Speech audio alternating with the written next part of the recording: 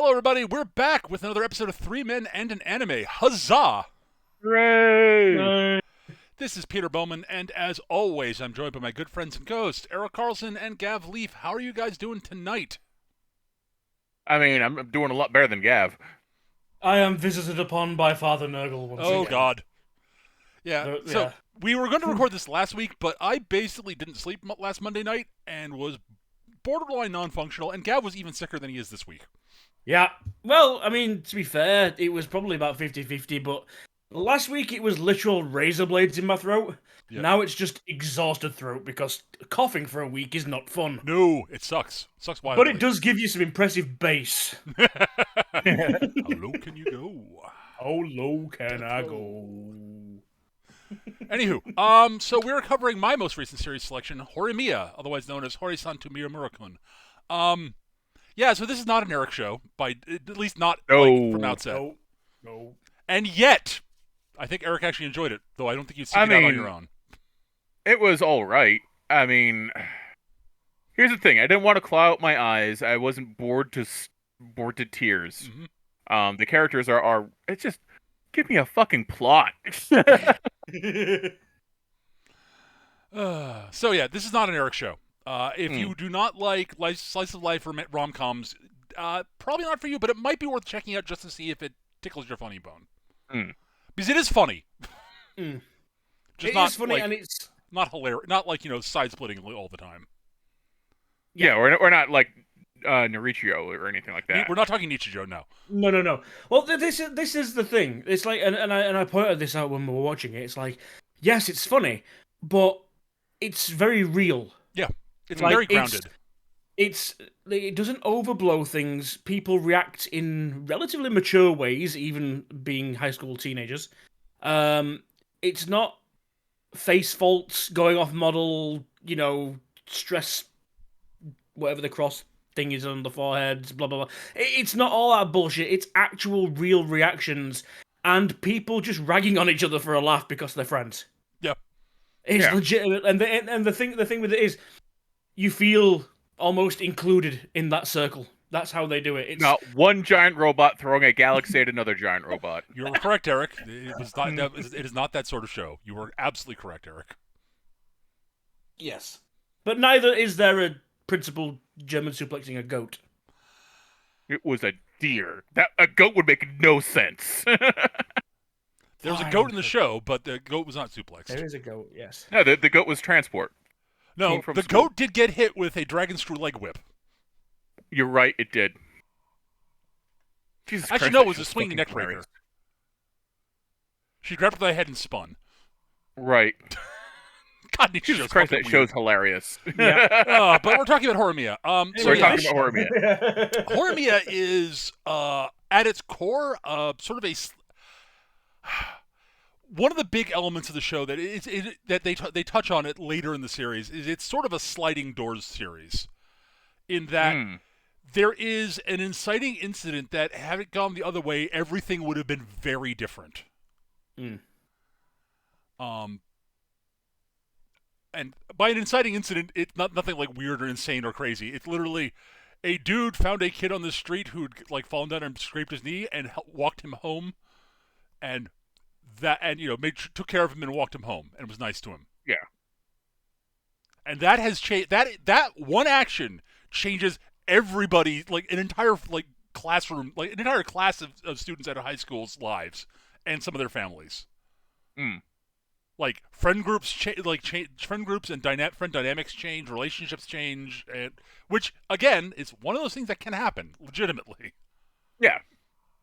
Yeah, it's the whole, it's basically you don't see as a as that kind of story until a little bit later on when they reveal, that they put that little bit in, but it's basically the butterfly effect. It's, you can change one tiny little thing, but then you realize just how much, wouldn't happen.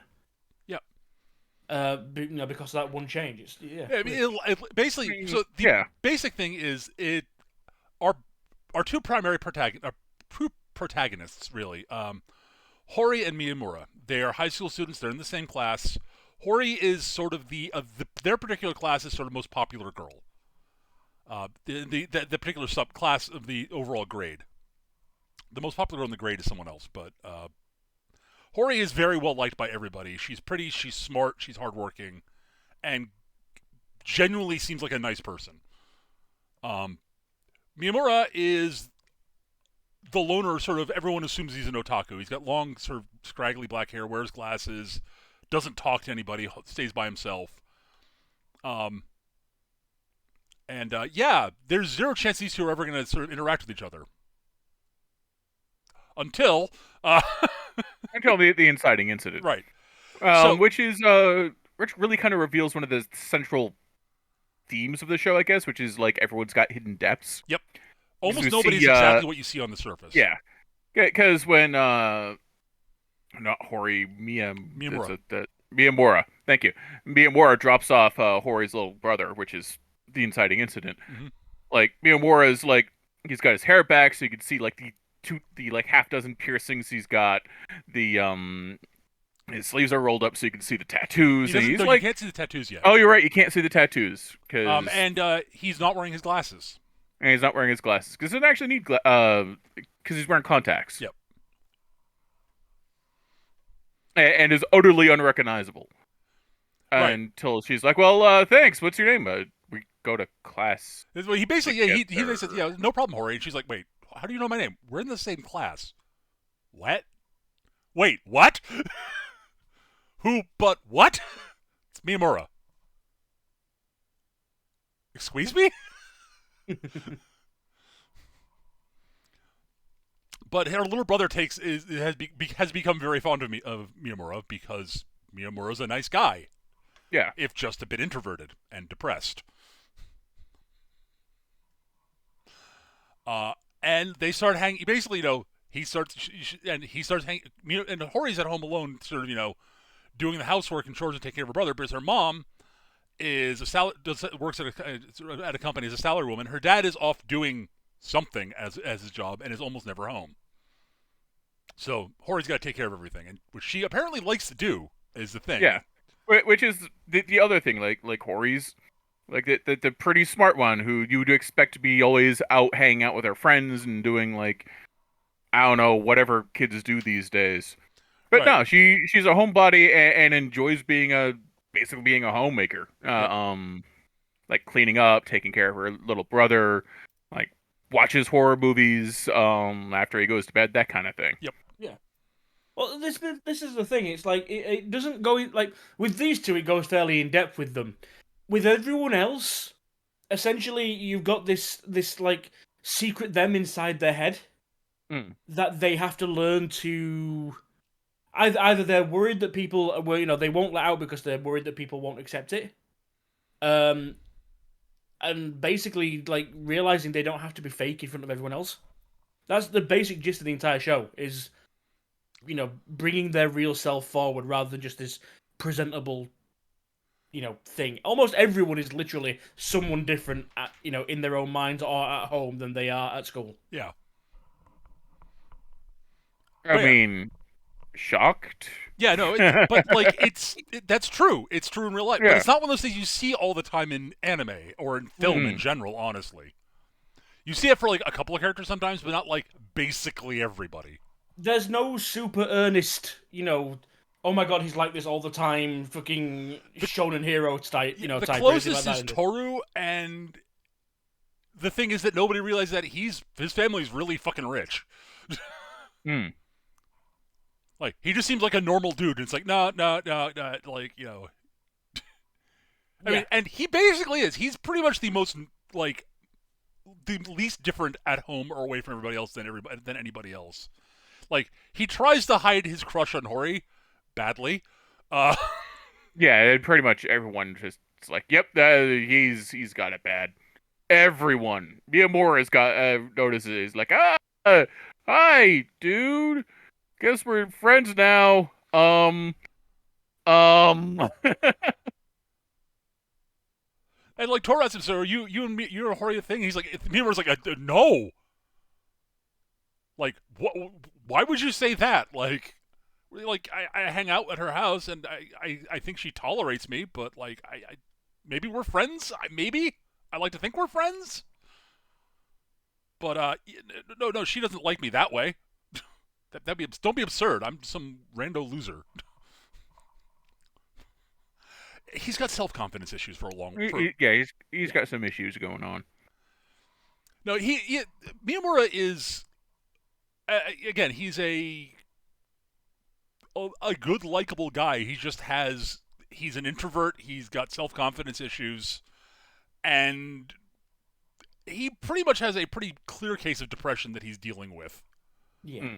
And doing a pretty good job after the self-piercings in middle school. Yeah, those piercings that he's got, and let's say not professionally done, shall we say. The tattoos, on the other hand, were done by, well, somebody willing to do them on a 14-year-old. That's a good question in Japan. That's a good question in the States, let's be real. Well, yeah. I guess it depends on what state you're in. in. I mean, it's less of a good question in Japan. It was the Yakuza. I mean, he has that discussion. He actually starts protesting, saying, "I am not Yakuza, I promise." No, his family runs a bakery. No, I just hang out with them sometimes. They gave me some tattoos. I mean, that's clearly like. Maybe, who knows? But it's never covered in the anime, at least. Yeah, they never tell us who gave him the tattoos. He definitely did do them himself. Not unless he can contort and do his own back. Yeah. But yeah, he reveals the tattoos to Hori because he's freaking out because it's spring. It's like, wow, phys ed's gonna suck because I'm gonna have to wear the because he doesn't he tries very hard not to let people know that he's got the piercings, the tattoos, because that's sort of it is, in theory, it is potentially a problem in Japanese high schools, shall we say. And so he basically, it's springtime and he's still wearing the winter uniform and he wears the full tracksuit for phys ed. And then he finds that they're doing swimming. And he's like, fuck! What do I do, Hori? And she's like, what do you mean? Well, he says, he takes his shirt off in front of her. She's like, what are you doing? What? Oh. Fuck, where do you get your tattoos? Never mind that. What do I do about this in phys ed for swim class? Oh. I think swimming's technically optional? Well, all right then. I just won't do it. I guess. You can't swim. But he very much sort of tries to avoid standing out because he got bullied for standing out at all in middle school. I mean, perfectly fair. Standing out's not nearly as accepted in Japanese. Oh, it's very much Japanese not. High school as it is here in the States. It's very much not. Yes, absolutely. Everyone is desperate to stand out here in the States. No one wants to do so in Japan. I mean, that was sort of one of the big themes of Bunny Girl Senpai. And yeah, but Miyamura is sort of like, yeah, okay, I've been hanging out with Hori, but I'm still kind of alone, and it gets a bit where they're breaking up into class groups for projects, and he's sitting going, oh god, not again. Well, I'm going to be left out again, and they start setting up, and the other three, Hori's two other, Toru and Hori's other friend, Yuki. Basically, they pull their desk. The three of them pull their desk up to Miyamura, sit down, and he's like, "What?" Well, okay, cool. We're friends now. Apparently, I have fallen into a friends group somehow. What? Man, and over time, he and Toru become very good friends. I think it's become best friends for all intents and purposes. Oh yeah. No, the four of them become very tight, and then they become very good friends with the student council. Though not before Miyamura headbutts the class president. Oh, he's being a douche. Oh God, yes, he was being an asshole. That's why he did it. He was being an asshole to Hori. He was being an asshole to Hori, and he's like, "Yeah, I'm gonna go beat him up." Wow, just one headbutt. That's all it took. Okay. I guess I'm not going to beat him up that badly. Yeah, it turns out that Miyamura has a bit of a temper, which he's usually got a pretty good handle on, and B, is a lot more athletic than you think. Come to the bit where, he vaults over a wall to go to the store to get eggs for Hori because there's a sale and she's got called in for student council stuff.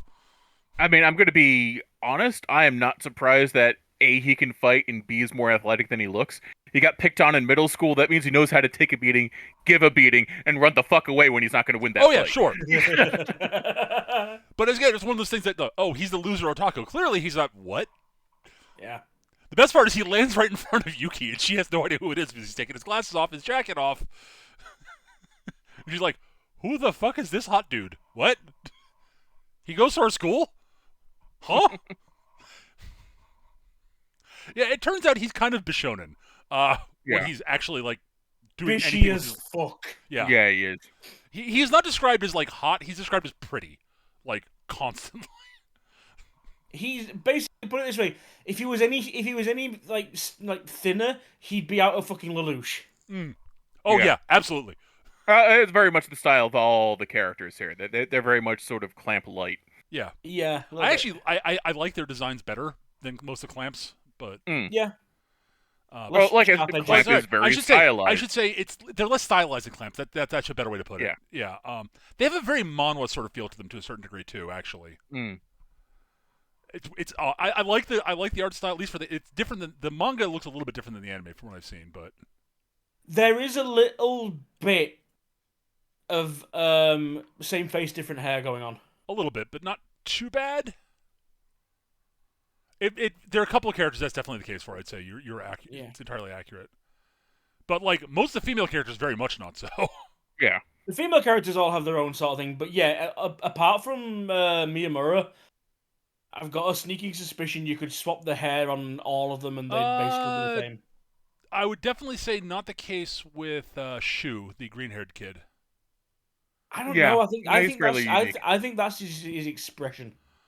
I mean, his eyes their eyes are all very different. Honestly, I'm looking at like the picture there. They've got the spacing's different on the eyes. The facial structure is generally the same, though. I would agree. Yes. Yeah. But yeah, Miyamura is. But yeah, so over the course of the next few episodes, Miyamura and Hori hang out a lot after school every day, basically, and yeah, they fall for each other like hard. Although Miyamura doesn't really, basically Miyamura really doesn't realize it. He realizes that he's fallen for Hori, but he's like, yeah, there's no chance she's falling for me. Yeah. And he never asked her, so no, because he's just on assuming. Being a friend. But like he and Toru get into argument. That Toru's like, no, she clearly has a thing for you, dude. And he's like, no, of course not. And this leads back to Hori, and she gets very upset by the Miyamura sort of. It's partially because of how Miyamura sort of insults himself with it, but that at the same time saying, like, I'm not worth liking, and she's like, but I like you. If you think you're not worth liking that, and I like you, you're saying something negative about me too. Like, God damn it, you idiot! But yeah, they're officially dating as of episode 5 or 6. Which is fucking amazing for one of these shows. Yeah. Like episode 4, Miyamura confesses basically because Hori's very sick, and he's basically her little brother basically in panic's like, "Mom's at work. I know. I'll go, big bro." And Miyamura's like, "Oh, Hori's sick. Yeah, I'll be there in a second." Oh, all right, I'm on my way. Ditch your school and everything, And it's a very sweet scene, honestly. And he basically manages to like convince himself that she might be delirious, she might be asleep, she might hear it, but that's a 1 in 3 chance. So I'm willing to take that risk and confesses. Yeah, and he's like, yeah, and he's like, it's like I'm pretty sure she's awake, but I can trick myself into thinking she's not. And now I flee back to school. Whoosh. I'll let her pretend she was asleep, so we don't have to have this discussion. Hori's like, did he just confess to me? But what I. What do I do about this? But it all comes ahead because like they're hanging out and Hori's dad comes home for once, which is hilarious. Hori's dad is a trip. Hori's dad is. Basically, he got to about 18, 20 and decided, nope, that's far enough for me. You can't really blame him. No. But yeah, his name's Kyosuke, and both Hori and her mom don't actually refer to him as Kyosuke. I mean, her mom referred to him as Kyosuke. That makes a certain amount of sense. Hori calling her dad by his first name exclusively. I think part of it, we talked about it. We came to the conclusion. I think part of it is that they're fucking with him. Yeah. It's just the nature of their family. Yep. That they just fuck with each other. It's like, clearly it's not a case of they don't care for him because they're happy with him just walking in. They just give him shit for it when he does. Mm-hmm. He's also very informal all the time. I don't think he knows how to be formal. No. The first day he meets Miyamura, he tries to take a bath with him. Yeah. Now, part of this, I think he's fucking with him. Yeah. But it's also very good. He actually at one point asked, "So, you two dating?" And Miyamura's like, "Oh, fuck." And he's about to say no when Hori's like, "Yeah, we are." Because they basically have been. Yeah. So this is the thing. They act like not aggressively, not coldly, but they act very blunt with him. But clearly, there's affection there. Oh yeah. It's just really fucking hidden. But yeah, no. But the whole thing with Hori's like, "Yeah, of course we're dating," and Miyamura's like, but wait, what just happened?" I mean, to be fair, they've been married up until that point. Basically, yes. But again, this is the thing. This is what I like about this show. The dude, her like, not estranged, but relatively absent father shows up. And asks a young girl, his young daughter's friend, "Are you dating?" And she's the one who says, "Yeah, we are." Really maturely, really well handled. Yeah. No fucking blushing until somebody explodes bullshit. It's like, oh my god, it's actual real life relationships. What the fuck? To be fair, there's clearly a bit of a moment where as she answers, she's like, "Oh, yeah, I guess we are." Yeah, there's this thing of, "Oh fuck, we are dating. Sweet." Yeah, we're dating. A, it's like, yeah, we are dating. And B, I get to fuck with Dad about this. Yes. Yes. But I mean, just to go through the a little bit of a spoiler going through, like, if you've ever watched this sort of rom-com like sort of thing in anime before, or even not even anime, even in any fucking media, you know how this is going to play out, right? They've gotten together early, which means obviously something's going to happen. There's going to be another girl involved at some point. Things are going to get misunderstood, and they're going to break up and all fall apart, and then they'll get back together at the last episode, right? Nope. Wrong! Now, there is a moment with another girl. There is a moment for about 10 minutes of an episode. There's another girl. And it's resolved because they have a fucking conversation. Yes. Like adults. I love this show for this. Wait, that was it? That was the conversation? Yeah. Thank God I don't have to kill a child every time we do this. The orphanage might have been a good plan. Yeah, it is. It really did remind all of us of that gag from Sword Art Online Abridged. Except no adventuring and small child being endangered. Yeah. Literally, it was Hori got pissed off with him about like him not telling her things, and her little brother saw him walking arm in arm with another girl. Yep. She talks about it. Yeah. He refers to her by the other girl by her first name only, which in Japan means they're very familiar, right? Usually, and mentions that she's Shu's girlfriend, his one friend from middle school's girlfriend, and Hori gets pissed off because she also has a temper. Beats him in the face with a book. Yes, twice. And he basically, they both say, "Oh fuck, I fucked up. What do we do? What do we do? What do we do?" And it's like, he's smart enough to go, "Oh, it's because I was calling her by her first name. That's the only name I know her by." Because Shu didn't tell her what her last name is. He's like, "Fuck." And he's trying to explain this to Hori, but she's a little pissed off.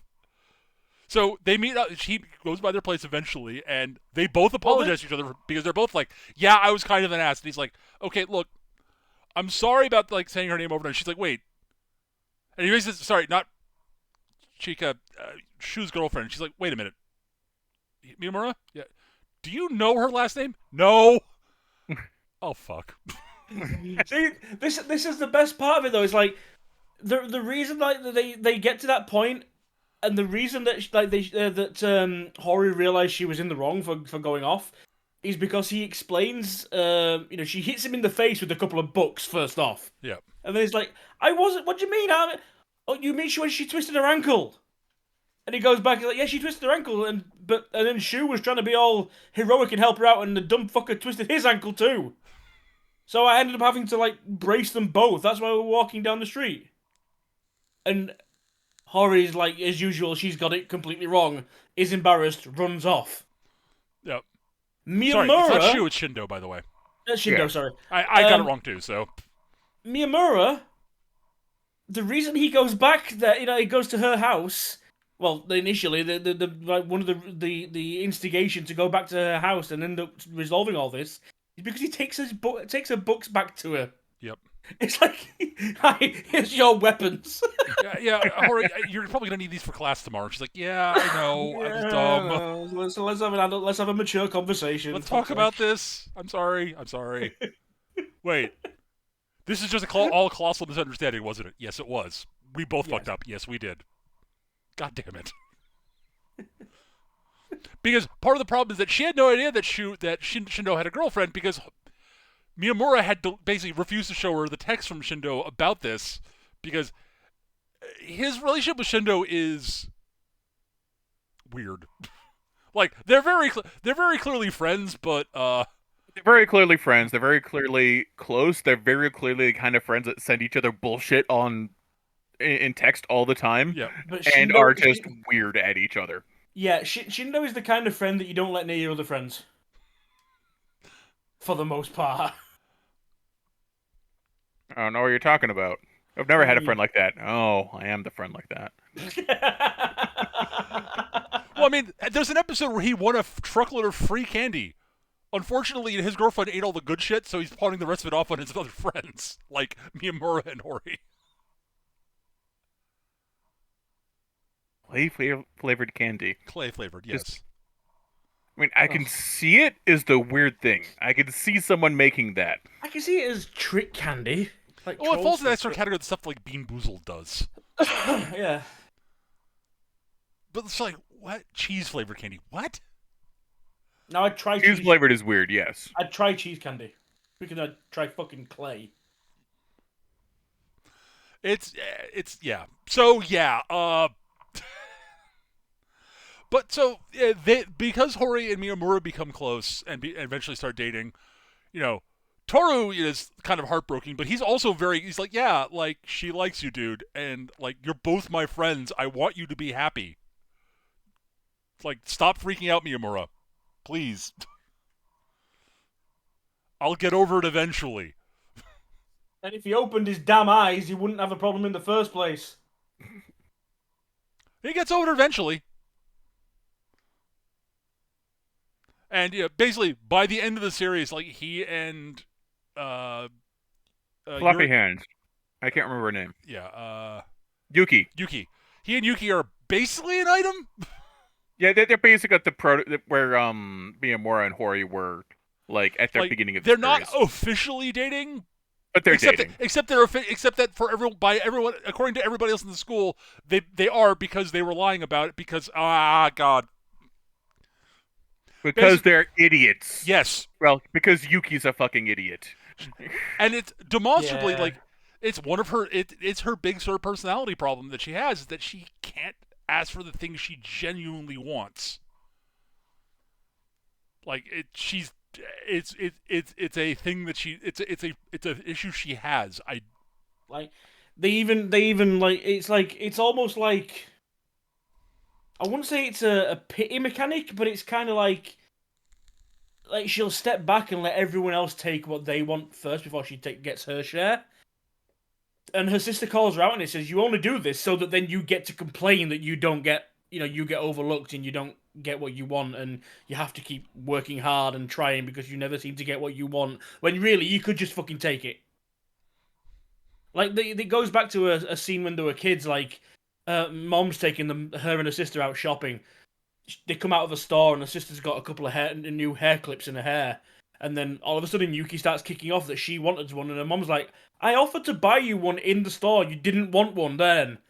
And her sister's like, oh, for fuck's sake, takes one out, gives her it. It's like, here, you have it. Because that's what Yuki's always been like. Yeah. It comes across as actually pretty self-centered. Yep. Because it's like I said, it's literally a self-sabotaging mechanism so she gets to complain. Not that I know anything about that. The thing is, she is fully cognizant that it is an issue for her, and that Yep. she's like, yeah, I'm a shitty person because of this shit. I know this, and I can't bring myself to change it about myself right now.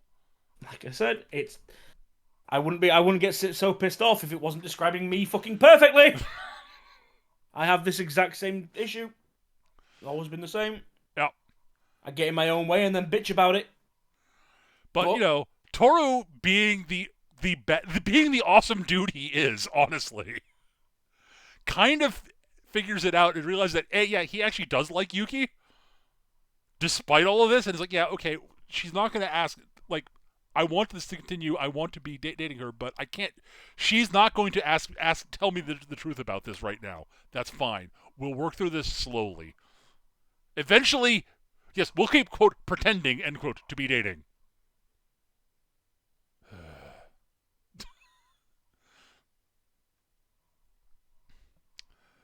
Which is kind of hilarious, honestly. Yes. We're pretending to be dating. We're actually, no, are you guys dating? Yes. Actually, yes, but no, but yes. It's complicated. Well, this is the thing. The simple answer is yes. The complicated answer is also yes. Yeah. Well, this is the one time we see Yuki actually do something, like, selfish, like, actually, like, to get her own way kind of situation, instead of bitching about it, is actually to screw over another classmate who actually likes McNugget. I've forgotten his name. Toru. There's another class member who likes she's on the him. student council, yeah. Yeah, Kono. I think that's right, yeah. And she's been crushing on him pretty hard, and she's just about got the nerve to ask him out, like the week after, or a couple of days after Toru agrees to pretend to be Yuki's boyfriend. Which is largely done because to let down another guy nicely. Yeah, he's only done that because, again, like, this is Yuki's fucking whole thing. The hottest guy in the school, according to every girl there, has asked her out. And she's like, oh no, I couldn't possibly. I really got it bad for Toru. Yeah. So, Toru, pretend to be my boyfriend so I can chase this guy off. But, like, shit, I think Toru's response upon meeting him is, if you don't date him, I will. Yeah, he does. Yeah, the best part is, like, you know, because Hori and Miyamura are watching to the sidelines up on upper floor, and Hori's like, God damn, he's better looking than you are. Miyamura's like, I guess, yeah, he is. He's like, what the fuck, you're Yuki? Oh, because she's got a thing for Toru. Oh, goddamn Yuki! Yeah. Just ask Toru out, you idiot. No. But yeah, like, Kono even asks Toru out, and he doesn't even she confesses to him, and he doesn't actually give her an answer. Well, to be fair, she tells him specifically he doesn't need to. Yeah. Which that doesn't really let him off the. That's to be fair, I'm still damning you Toru. You should have told her something. Yeah. At least. But, like, she, dear God, Kono's awesome. She's great. Kono is one of those. And this is the problem with it being anime. I think Kono is that. Oh no, look at me, I'm the ugliest girl in school kind of situation. Except she's really not. Well, and the thing is, it's pointed out. Yeah, she's not the prettiest girl in school, but she's attractive very clearly. Like the fact that they go out of their way, like in a lot of the back scenes with her, like other people actually refer to her as a beast. You know, in comparison to well, because she's hanging out with a very, very pretty girl is the thing. Yeah, her best she's friend is hanging out one, with is Remy. one of the Yeah. prettiest girls in school. And there's Yeah. also the fact that she is tall and stacked, shall we put it? Yes, Mm. she's definitely the bustiest character in the show. Yeah, and and her best friend is a tiny little waif of a girl. Yep. And is generally considered the most attractive girl in the. So by comparison, she's a goddamn giant. Yeah. Despite the fact that she Which talks, is not necessarily a bad thing. no, not if you know what you're looking for. It depends on your preferences, obviously. Yeah. But And considering the little gremlin that she hangs out Why with not both? speaks about herself in the third person, Yeah, and Rory he's begging is- for a fucking Rory, wood chipper. 9 times out of 10, I want to just crunch Rory into a grease stain on the floor, and then she goes and is actually perceptive and helps someone. I'm like, fuck. yeah, She about deserve to 70% of the live. time she's infuriating. The other 30% of the time she's perceptive, helpful, and very sweet. Mm. It's like, God fucking, like a bunch of her. There's like a good chunk of her obnoxiousness is very surface level, Yeah, and is partially playing into. It again ties into a large part of the relationships the various characters have. It ties into the way her relationship works with her boyfriend, who's the class president, because he's sort of a weak-willed, easily bullied guy by nature. So she tries to play the weak waif to help him, to give him chances to get over that to a degree. Like, oh no, there's a spider! Help me, help me, Sengoku! It's a spider! And he's like, okay. Spider, what do we do? Rory would be a lot less obnoxious, a lot more likable if she didn't have to. She wasn't playing into Sengoku's issues to help him get. I think past a lot them. of us also here just start playing into the stereotype that she. Oh, absolutely. There's definitely that's. Like, I think yeah. that's only about like 30 or 40% of the time she's obnoxious. The rest of it is her. I just actively just that's the stereotype she plays into because I think Yeah. she thinks it's fun. I mean, sure. Don't have to live through high school. That's fine.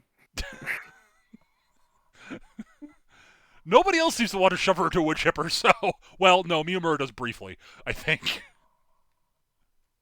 yeah, but he takes it out on Sengoku instead. Yeah, well, because Sengoku's being more of an asshole. Yeah. Like, we find out why Sengoku's being an asshole to Hori, and it's not a good reason, but it's a reason. And it was Remy's fault. Well, it's Remy's I mean, fault, most things but there's are. also the fact that, like, they knew each other in middle school, and they've known each other for ages, and she used to bully him. Yeah, Yeah. she used to be terrible to the poor little guy. Yeah.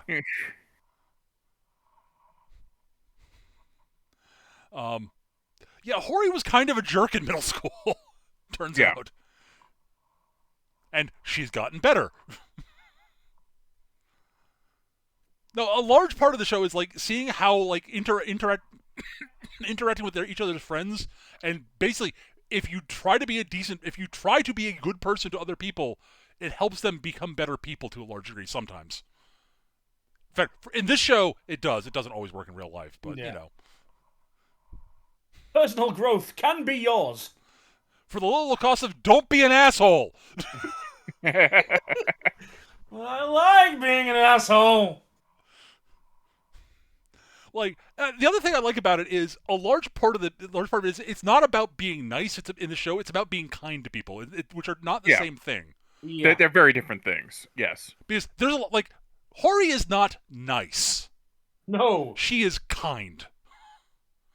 Miyamura is both. I mean, well, I mean, Largely. he is to. Yeah, he is. It fully depends on the person. Yeah, you're right. You're such- right. He is not nice to Shindo. Or Sawada, the young girl with No. a crush on. Well, up until a point, anyway. At least until he realizes something. But Yeah. yes. Yes. Sawado, who's the next. It turns out is Hori is Miyamura's next door neighbor. She's a girl, 2 classes below them because they're all third years. she's a first year, who has a massive crush on Hori. Yeah. And is heartbroken when she finds that the two of them are dating and doesn't get it. Yeah, there's this whole like part of an episode where people start thinking that Miyamura is actually dating her, like a third year's dating her first year when he's got Hori already. It's like, is he cheating on her really with a kid? And it's like, no. The reason that Sawada is stalking him is because she wants to find out when he's going to break up with Hori so she can have her. And this gets revealed to everybody. Everybody's like, oh, that was hilarious. Like Toru sees like the argument that comes from this coming, and he's like, oh, I gotta text Yuki, you gotta get her to see this is gonna be goddamn hilarious. That's mostly what down now. It's like she's like, no, this is still funny. Yeah, they're all best friends. But you find out that Sawada's brother, she had a big brother who died like the previous year, and she's very lonely. She's also something of an introvert. And like Miyamura kind of ends up adopting her as like a surrogate big brother. Which now he has two surrogate younger siblings. I mean, Sawada still very much has a thing for Hori, but she's kind of like, yeah, Miyamura doesn't suck. He's one of the least terrible guys I know.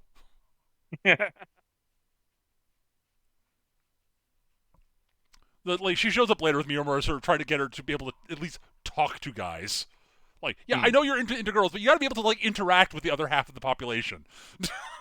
Yeah, it turns out she's got a big issue with talking with basically anyone male. Yeah. And he helps her she helps her walk through it. She just has problems with Shu, because he's loud and abrasive. Yeah. Yeah, Shu is always actually, abrasive is not the right word. He's loud, energetic, and outgoing, bombastically so. And this pushes basically all of Sawada's buttons. She's like, ah! But like, they have a bit where they can interact fine because he's lost his voice. Also, we find out later that at home, he's very much not like that. He's much more calm, cool, and reserved around his little sister. There's a great scene with his little sister because as they're leaving high school, his little sister is just applying to go there. Yep.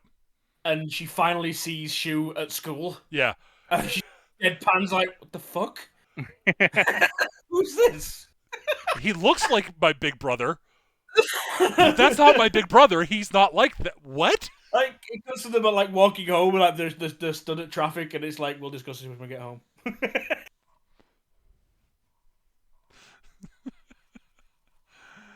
But yeah, and like some of Miyamura's old bullies from middle school end up showing up, and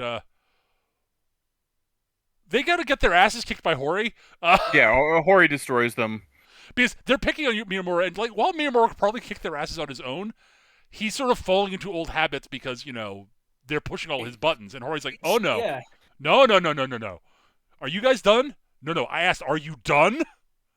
So I'm gonna wear your skin now. Next shot is like one of them basically who was friends with Shindo was one of Shindo's friends back in middle school, running into at like McDonald's basically, and he's sitting down and Shindo's like, oh, you guys, what the fuck happened to you? Well, I ran into Miyamura. Miyamura did that? No. He was hanging out with this girl. Might be his girlfriend. You mean Hori? Oh yeah, that makes sense. He's like, what? So the funniest bit about this is, so it turns out Hori's got a bit of a kink. She likes to be slapped and belittled on occasion. She's got a little bit of a masochist side to her. And cool, no kink shaming. No, absolutely not. Their thing.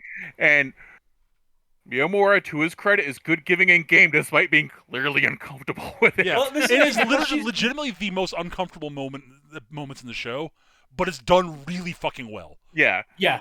Like, because she's so popular and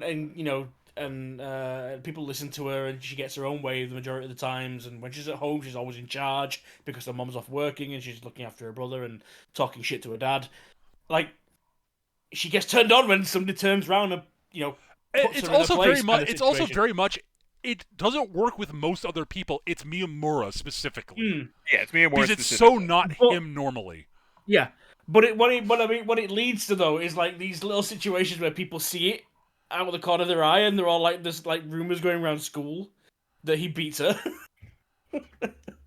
The bit I'm referring to is, the bullet just got beat up as talking with one of the other bullies. Yep. Like, yeah, yeah, and I'm totally gonna kick Miyamura's ass next time I see him. I'm then so Hori walks angry. out of the store they're hanging out at. Yeah, and Are like you one of the guys loitering? about to say something, and yeah, one of them's gonna say something that the beat up guy goes, no, not her, not her.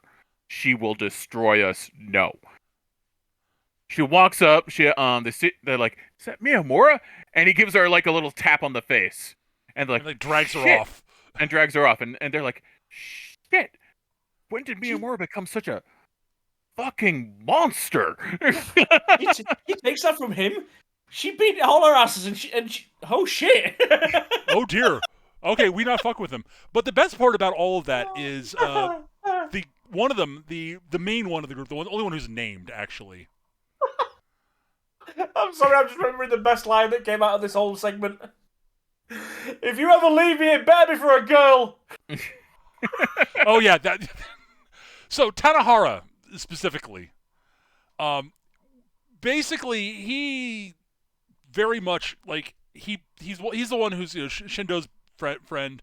Basically tried to convince Shindo to ditch Miyamura during middle school because it would look bad. He would look bad. And Shindo's like, "Fuck that.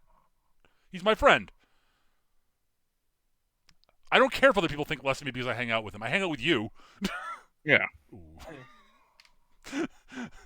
But Tanahara basically, like, they've got, like, the class has a bunch of rabbits they take care of, and the rabbits were, like, it was very clear Miyamura was very fond of the rabbits, and the rabbits really responded to him and such. And Tanahara was supposed to take care of them on vacation and forgot, and they died, and he blamed it on Miyamura. Yeah. And, like, yeah, Miyamura got in a lot of shit for that, and got a lot of the class, it's more of the class turned on him because of it. And like Tanahara really could it's still kind of eating at him that he didn't actually tell Miyamura that apologized to him for it during middle school.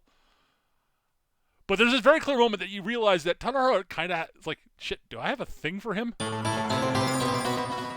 Yeah, it's everything about a particular scene is coded in the language of the show of him having a thing for him. Like there it is. The show makes it absolutely clear that yes, he has a thing for him. Yeah. No, the big thing is, like, the show is actually very good about, like, yeah, like, oh, if they like the whole thing where, like, because Miyamura and him, they become very close and hang out a lot, and Tanahara is very flirty with him indirectly. Yeah. And Hori notices this, and Miyamura does not because he's clueless about this sort of shit. And she has a line where she's like, okay, look, dude, I could totally see a guy stealing you from me. And he's like, what? No. He's like, okay, just promise me. If you leave me for anybody, leave me for a girl, just not for a guy, okay? Take it was for another guy.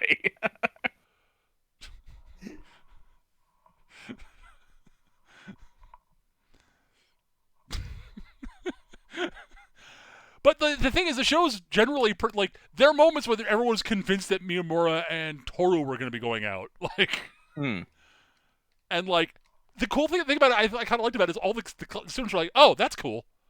Yeah. There's very much a very sort of, yeah, oh, they're gay, whatever, cool. Yeah. Good for them, I guess. It's just not really sort of, it's very much a, nobody gets freaked out about it. It's just it's interesting. It's neat. I like that.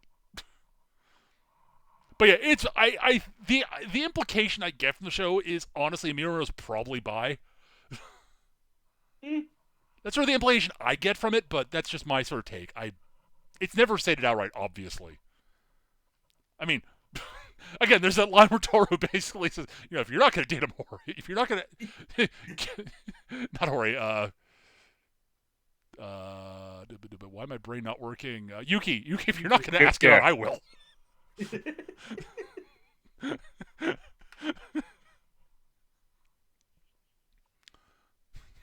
I mean, that sort of thing happens all the time, and it's not like played just for laughs either, is the thing. Oh, they're all very comfortable and casual with that kind of message. Yep.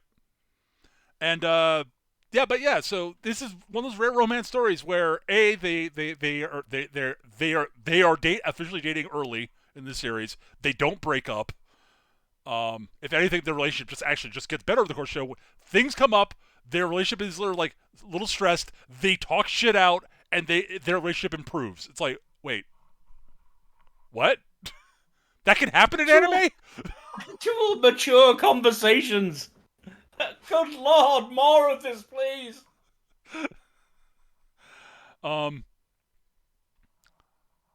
Also, it's very clear that by largely throughout most of the show, it's very clear that like Hori's family have all basically said, yeah, no, Miyamura is basically he's part of the family now. Oh, they've adopted him at this point. Yeah.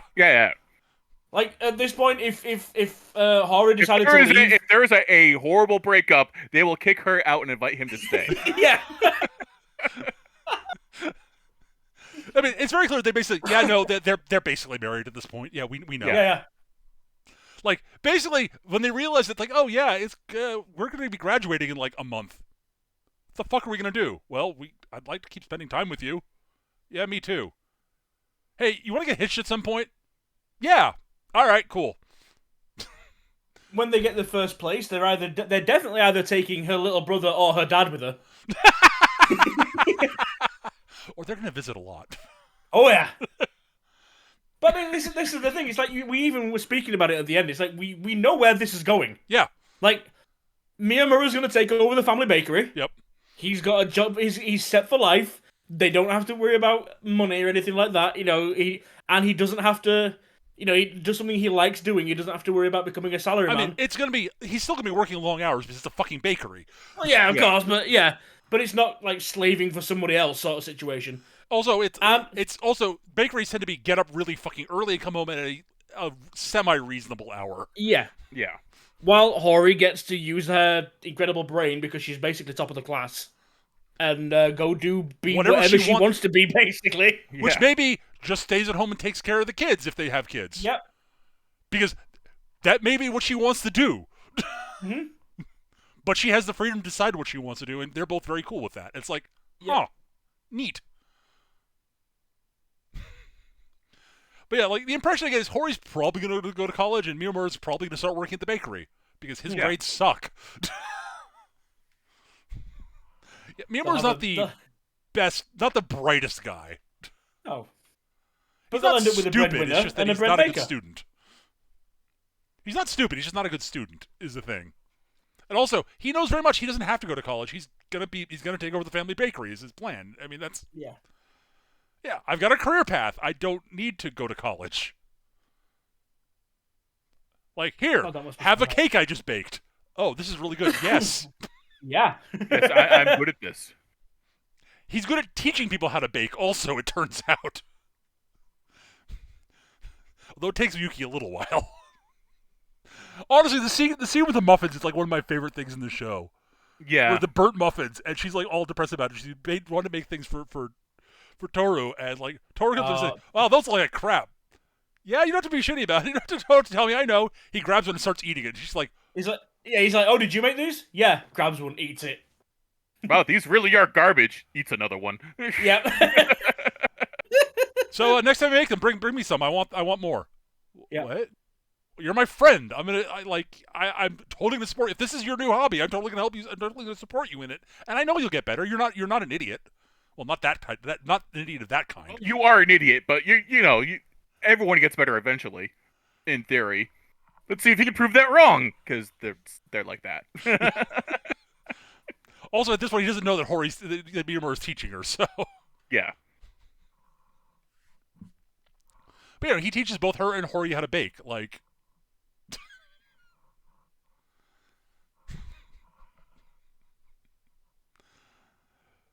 But like the whole Christmas bit, like Miyamura's they're like, so is Miyamura coming for Christmas? And Hori's like, I think he's got to be working for the family bakery. And they're like, aw, he's got to come. That's stupid. He's got to come over. Well, he's bringing the cake that we ordered from them. So he'll be by here, but he's gonna have to go back. They sucker him into come in for an hour anyways. Yeah. until his mom's calling on the phone. It's like, uh-oh. Hun, where are you? Stuck at Hori's place. I'm on my way back. Yeah.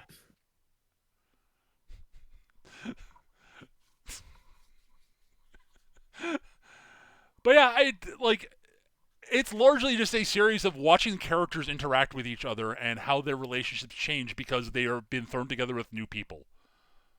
And watching as these like 2 or 3 different friend groups sort of crash into each other, intermingle, and they've all become friends. Yeah. And it's kind of awesome. And with one episode towards the end, they highlight this all by basically showing you what would have happened the other way around. Yeah, if Miyamura hadn't found Shota on the side of the street, crying, and took him home to Hori. And Miyamura's his sort of takeaway from it is like, yeah, that could have been what happened, but I want to think that eventually we'd have found each other, eventually. The way that it plays out is like literally almost nothing that we've seen happens. Yep. They literally get to the end of because it's mostly from Miyamura's perspective, so he doesn't see anything happening between all the others. Other relationships form, other things happen, because he's not involved in that. He had no clue. He kept to himself. He stayed, out of it, getting more and more depressed along the way as he went, to the point where it's like, right, we're graduating. Bye. And he dropped the backing for one of his piercings, and which also happened at the beginning of the show. But and Toru sees it. It's like, is this yours? And Miyamura sprints away, and it's like, oh, weird. What a weird dude. Oh, that actually reminds. There's a wonderful scene where the two of them are like, the Toru basically finds Miyamura on the roof, and Miyamura actually asks him what he thinks of him. This is early on. Because he's sort of flashing back to when he was in middle school, or the way people insult him, and one of the things they said is he's weird, and sort of in that sort of and Toru's like, fuck, dude, you're so fucking weird sometimes. And Miyamura's like, oh, and he's like, not that that's a bad thing, like, dude, you're like my friend. It's bad. Yeah. You're weird. Oh well, that's just you. And Miyamura's like, wait, being weird is not a bad thing? Oh. Huh. I mean, clearly Toru is not lying, because I don't think he's capable of it. He's very bad about pretending he doesn't have feelings for Hori. He really is probably the worst liar in the show. Yeah. And that's saying something, honestly. I'd say Shu is the worst, but that's simply because Shu doesn't bother most of the time. No, he doesn't which try makes to him lie. Much better when he tries. Yeah. But yeah, it's a show about it's a fairly funny show about relationships between people, with mostly very likable characters. Yeah. Legitimately, the only character we have that all of us have a bit of a problem with is Ruri. And even if she has goddamn moments where she's fucking awesome. It's just that she's Ruri the rest of the time. Yeah.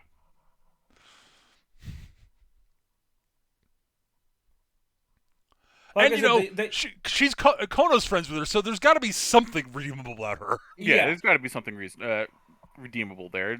Kono likes her, and Kono's pretty cool. It's the Ben Grimm theorem. Yeah. There's got to be something redeemable about Reed Richards, because Ben Grimm likes him. The only character they almost spoiled was Yuki. Because they dealt with her, they brought out her whole thing quite late in the show. Yeah. The selfishness and that kind of situation. Oh, you've been, manipulating all these people all this time. They did finally get kind of towards the end. They pulled her head out of her ass, but they were very close to ruining that character for me. Yeah, I can see that. But, yeah.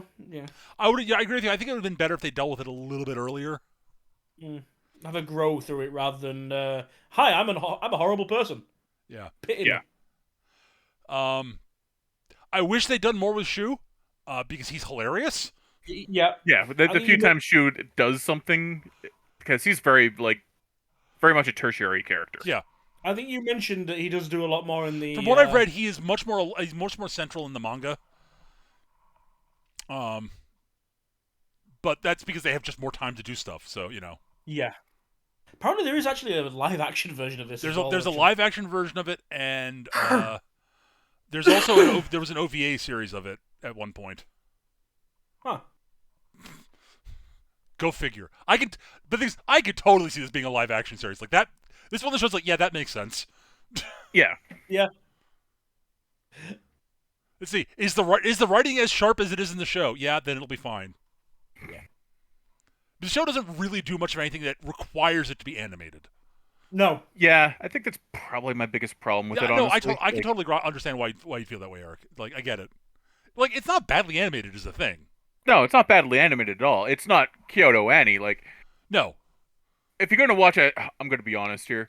If you're gonna make me watch another romantic comedy, make it a Kyoto Annie one, so I can at least drool over the amazing animation. Fair.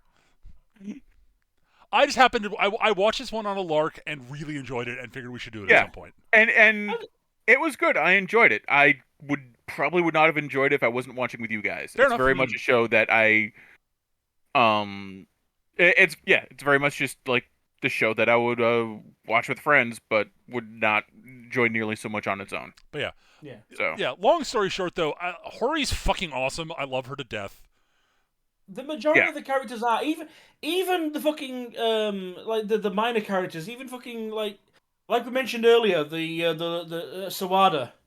She comes across initially as an annoying little troll of a thing, but then you realize, beneath she has her own issues, she has her own problems, she has big issues at home, and you realize that nobody, even, think back to your high school days, like, you always had that, the bully of the class or the popular one, but you don't know what's going on behind the scenes.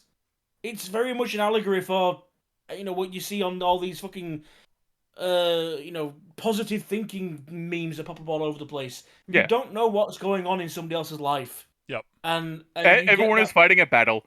Use that. But like the goddamn Eric. But like even the fucking pretty boy that was in that fancied Yuki. Was it Yanagi Akane? Though Akane is not his family name. It is fucking Magoo. Yeah. Oh yeah, the dude's blind as a fucking bat.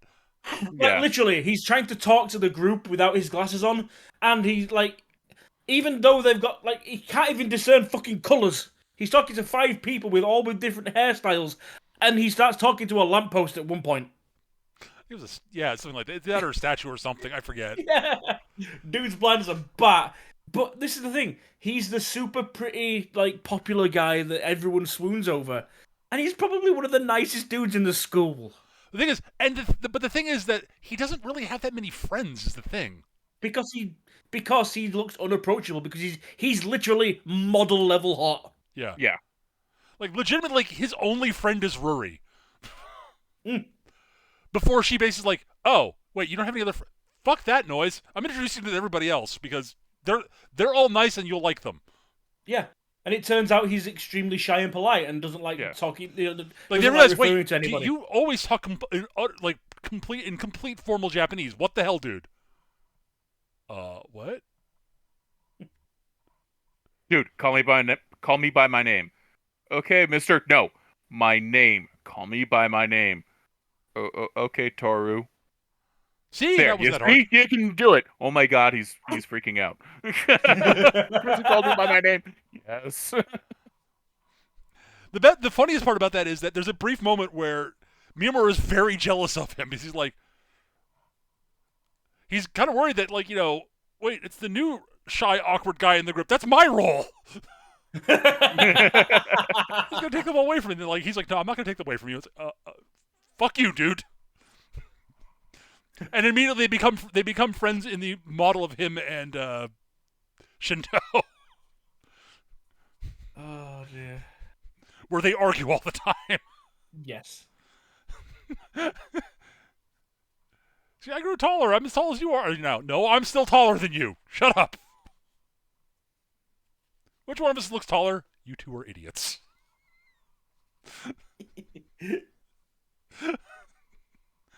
But Hori is my favorite character in the show. I love her to death. She's great. But But like, if I think back across she's one of my favorite female leads in a rom com. She's not my favorite. That title still goes to Mai from Rascal Does Not Dream, Burning Girl Senpai. Yeah. That's because Mai is fucking amazing. Mai is amazing. And then what's her name? Oh god, I can't remember the main character, lead character's name from Toradora. Fuck. Isaka. Isaka, yeah. Like it's basically Mai and Isaka are my two favorite rom com characters in anime. Like female leads, like easy. I think Hori might be 3 on my list now, though. Hori reminds me, I mean, obviously completely different situations, but give her maybe about 15 years and a severe case of writer's block, and I can see Nene. Yeah, there's a bit of that there, yeah.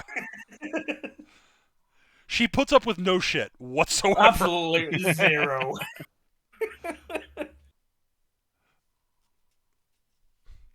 No. You're being an asshole. Fuck you. Yeah, so. But yeah, that's basically HoriMiya. Like, there's not much else to say. It's not like, again, there's not, as Eric pointed out, there's not like an ongoing plot per se. It's a watch this relationship develop and mature over the course of the series. Yeah.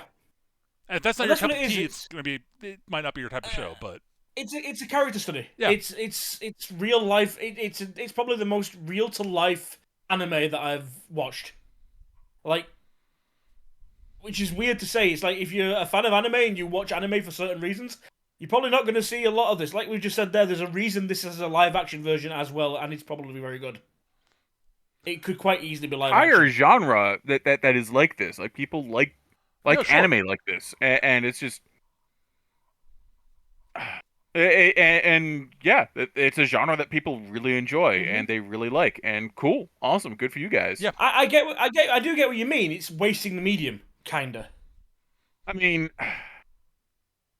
I'm a big fucking snob when it comes to animation. I'm fully aware of this. Okay. Yeah. I try not to turn up my nose at the guy sitting there drinking the animated equivalent of Pabst Blue Ribbon. It's just, I'll even try it with you and hang out. But god damn it, I wish I had a decent scotch. Oh, sure. No, but we should get into final thoughts, honestly, because we at that point. So, as usual, since it was my choice, it'll be Eric, then Gav, then me. All right.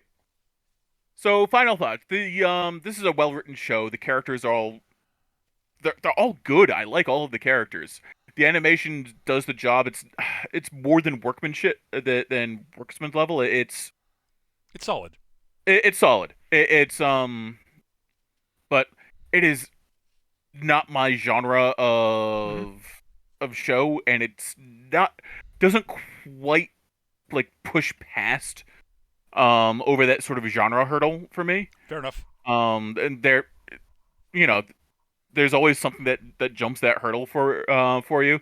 This isn't that, but I also enjoyed watching it with my friends, and it's entirely like that's better than most rom-coms of whatever medium.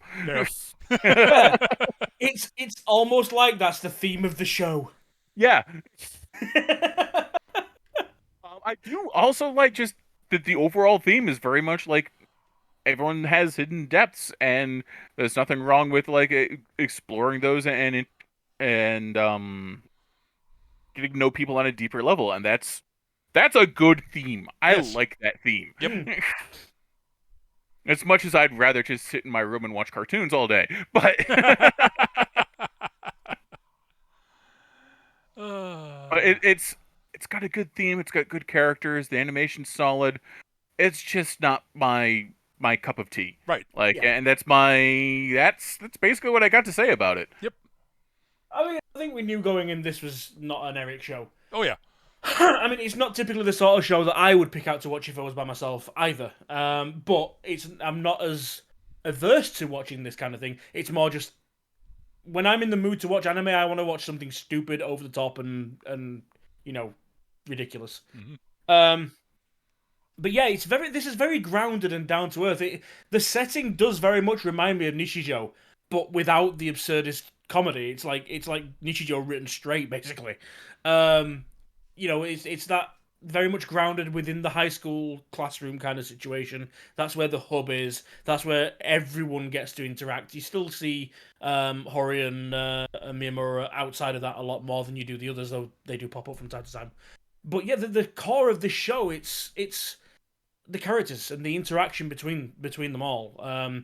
Like I said, there's no huge set pieces. There's no big dramatic reveals as such or anything like that. It's just a bunch of high schoolers getting to know each other, getting to know themselves, and developing from there.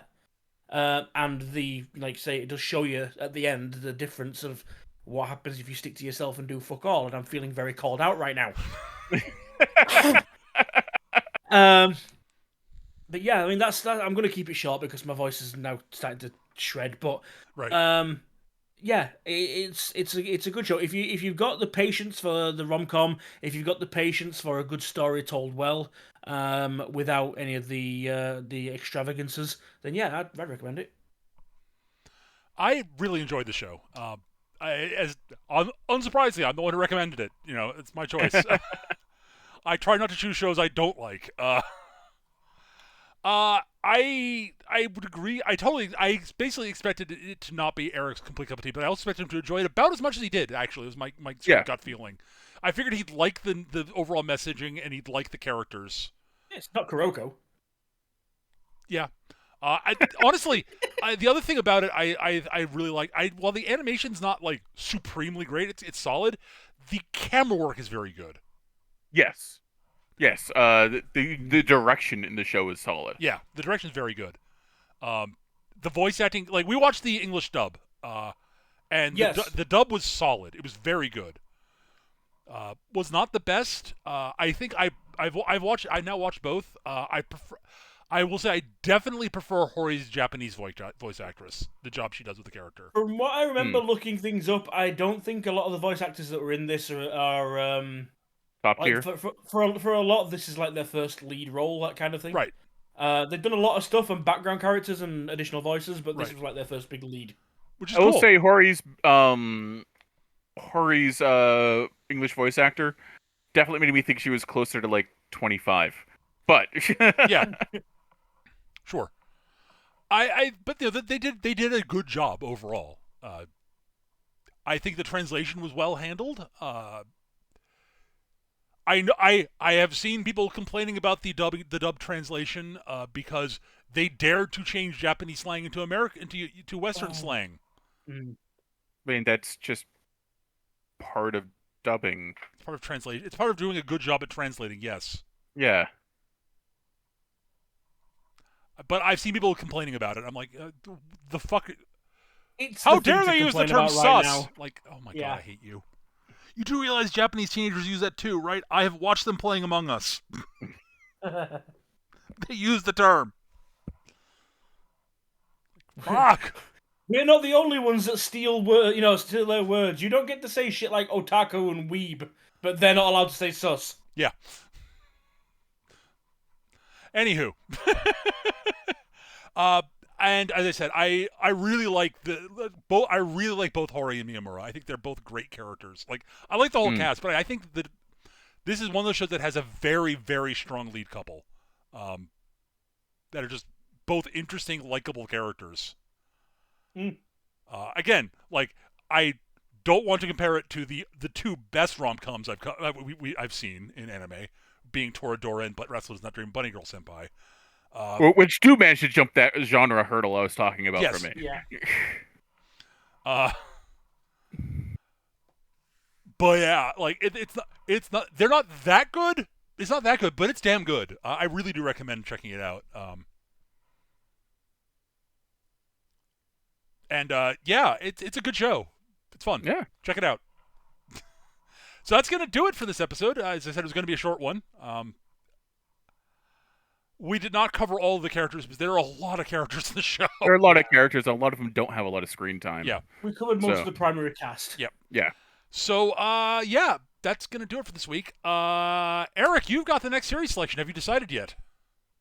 Well, I've decided to keep the theme, and in the interest of doing high school rom-coms, we're going to do No Guns Life, because apparently a middle-aged man with a gun for a face is a teenage a romantic interest. No So we're Guns gonna Life. do All that. right, sweet. No Guns Life. That's a show I've been We're meaning to check out at some point, so well Me done, Eric. too, actually, which is why I was reminded it existed recently. I was like, yes, middle-aged men with guns for faces. We're gonna watch that.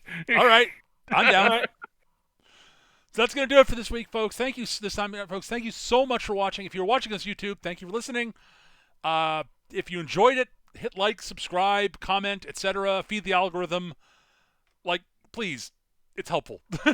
Hang on a second. Validate us! Don't kill your voice, Gav.